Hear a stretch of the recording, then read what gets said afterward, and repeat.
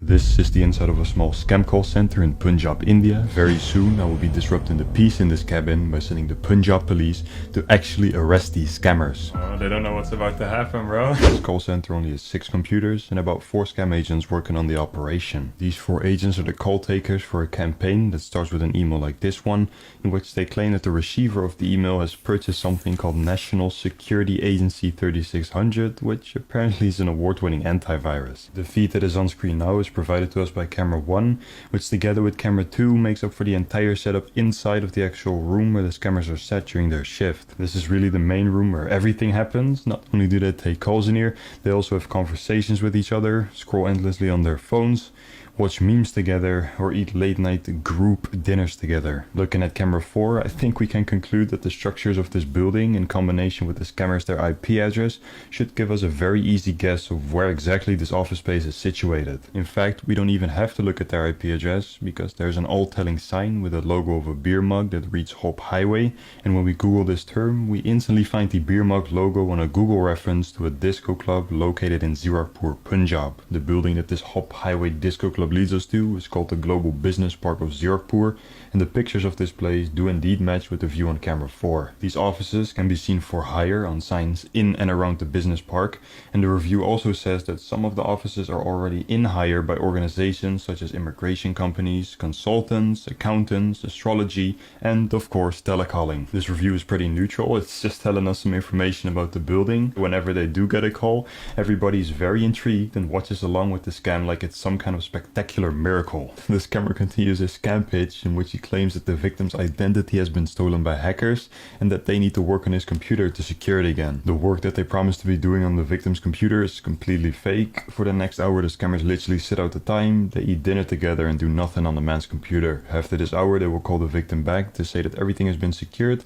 and that they have to pay a ridiculous amount of money for some kind of firewall security. You might have noticed that this guy who closes all of these scam deals was not included on the scam agent face list, and this is because he's not an agent but the closer and boss of this operation. We managed to get into the scammers their financial accounts, of which we will see more later, but for now we can see that the amount of money stolen per person is relatively low compared to other scams. The big money comes from connecting to victims their machines after installing the fake antivirus protection service, logging into their banks and sending out money through Zelle or international wire transactions. His name is Mohit Saxena, and we found a lot of important information on his fancy laptop. This starts with extracting the Wi-Fi access points inside of the scam call center, which confirms to us that their exact location is indeed inside of the Global Business Park. Mohit's stored passwords present to us all of the company names that these scammers have been using, including Cybotech and SoftQ Solutions, and the email and password for SoftQ Solutions lead us to the dashboard for the webpage where they take their e-check payments.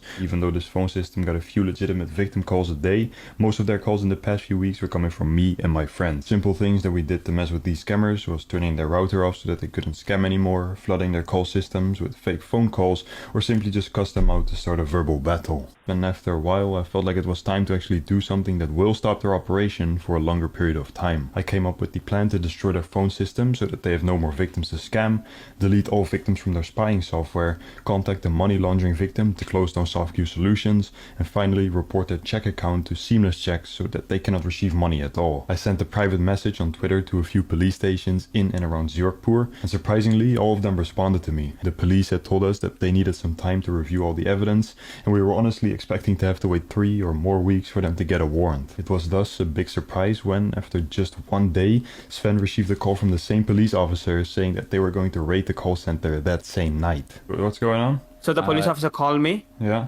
And they went to the building. They went to the building? So they want us to guide them. Our entire team joined the call together and we started monitoring the CCTV cameras, constantly updating the police on how many guys were at the office that day. Oh yeah, they're in.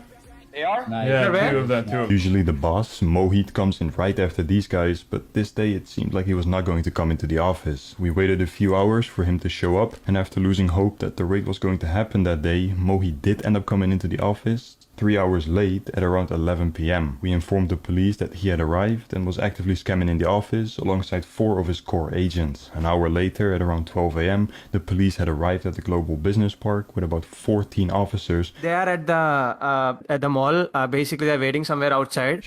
Bro, that's crazy. Right there. Unbelievable. That one. Unbelievable. Well, Yeah, this is crazy. Unfortunately, right when the police got access to the CCTV cameras, Mohit left the office to start his smoke break. He ended up staying out of the office for an hour and 20 minutes, all the while the 14 police officers were still waiting outside to bust into the scam call center. No, I told them wait for 5 to 10 minutes. They actually went for smoke or something. I don't know. They'll raid it once the boss is in there.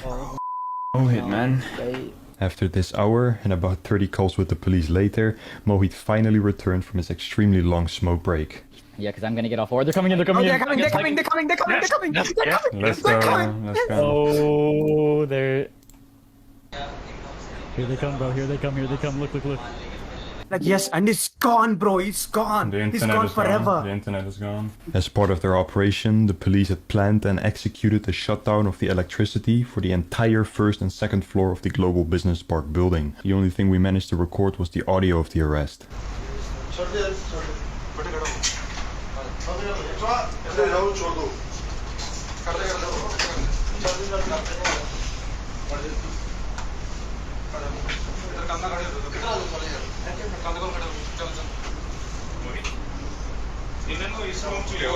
Police officers coming out of the darkness and calling Mohit by his real name had to have been a scary experience for him and his scamming buddies, but even scarier is that they are in actual jail now awaiting their court date, currently having been incarcerated for over a week. The police have filed an FIR in which the 5 scammers are named, including their address and father's name, being charged with cheating and dishonestly inducing delivery of property under IPC section 420, punishment for identity theft under 66C of the 2008 IT amendment, and punishment for cheating by personation by using computer resource under 66D of the same amendment. Hopefully these guys will get a few years in jail and never return to scamming, and we also hope that other police stations will take an example of the people at the SSP Mohali and cybercrime team of SAS Nagar.